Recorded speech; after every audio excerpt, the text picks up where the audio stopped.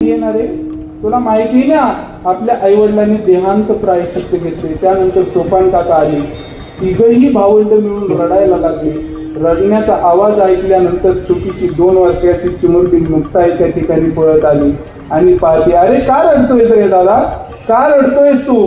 त्यावेळेस ते रडत असताना छोट्याच्या 2 वर्षाच्या मुक्ताईला काय सांगणार आहे? 2 वर्षाच्या बाळाला आपण काय सांगणार? आपले आईबाप निघून गेले हे सांगणार आहे? कोणत्या तोंडाने सांगणार आहेत की आपले आईबाप आपल्याला सोडून गेले? त्यावेळी छोट्याशा चिमुरड्या मुक्ताईला गळ्याशी बिलकुल सांगतात निवृत्ती दादा, अरे मुक्ता, आता आपले आईबाप या जगामध्ये राहिले नाहीत. आपल्याला आईबाप जर पाहायचे असतील तर खांद्यावरती पताका घ्यावा लागेल आणि पंढरपूरला जावे लागेल. विठ्ठल बाप माये चुलता, विठ्ठल भगिनी आणि भरता. या जगामध्ये आपल्याला आईही नाही इथून पुढं आणि बाप नाही. आपल्याला आईबाप जर म्हणायचं असेल तर पांडुरंग परमात्म्याला म्हणायचं. त्यानंतर दुसऱ्या दिवशी ब्रह्मसभा भरली.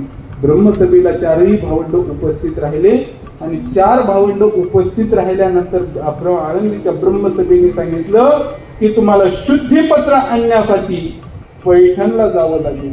त्यावेळेस ज्ञानोबराय कराडले म्हणजे दादा कशाला, यांच्या कशाला लागतो?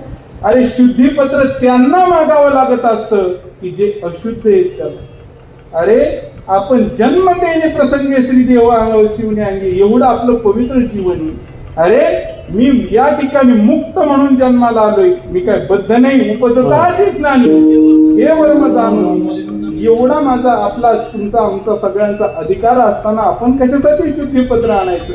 आपल्याला शुद्धीपत्र आणण्याची गरज नाही. त्यावेळेस निवृत्ती दादांनी सांगितलं, ज्ञानदादा तसं म्हणू नकोस, प्रत्यवाय असे पावन अवस्था जरी झाली अशास्त्रीय न चालता, म्हणजे पावन अवस्था म्हणजे मुक्त जरी आपण झालो असलो तर आपण सन्मानपत्र त्या ठिकाणी शुद्धीपत्र आणणं आपलं कर्तव्य आहे. का?